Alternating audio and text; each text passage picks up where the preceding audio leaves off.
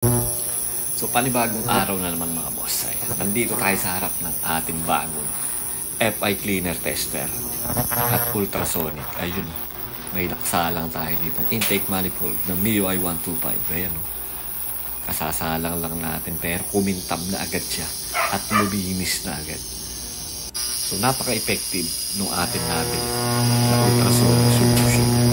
Isinabay ko na yan sa pagbili ng machine na ito. Dahil yung isa kong ultrasonic machine ay medyo nagluloko na. Ayun, tingnan nyo, medyo nagbabubbles pa. At eto na yung resulta ng ating linis. Ayan, kung titingnan nyo naman, medyo makintab na siya. Mas maganda. At syempre, yung injector, isasalang natin yan sa ating FI tester. Yun o. Kita nyo naman, nag-i-spray yung ating injector na sinalang. So, nasa medium spray volume tayo mga boss.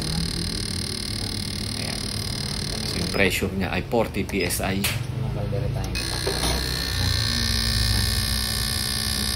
Yun o. Sheesh. Tapos nandyan yung count ng ating spray ng injector. So, nilipat ko na nasa high spray volume tayo. Kaya kung mapapansin nyo, mas malakas.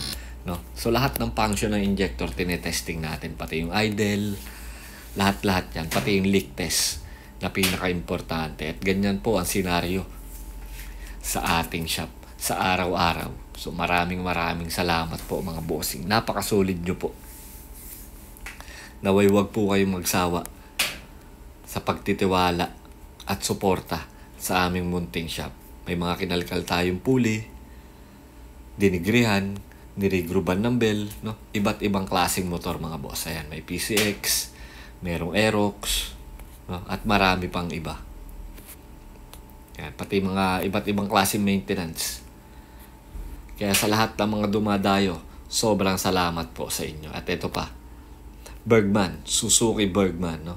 Nagpa-throttle body cleaning, nagpa-kalkal, nagpa-degree at nagpa-regroup. But eto, may isa pang humabol na Honda Click. Ayan. Tingnan nyo naman yung ating tirada dyan ng angle.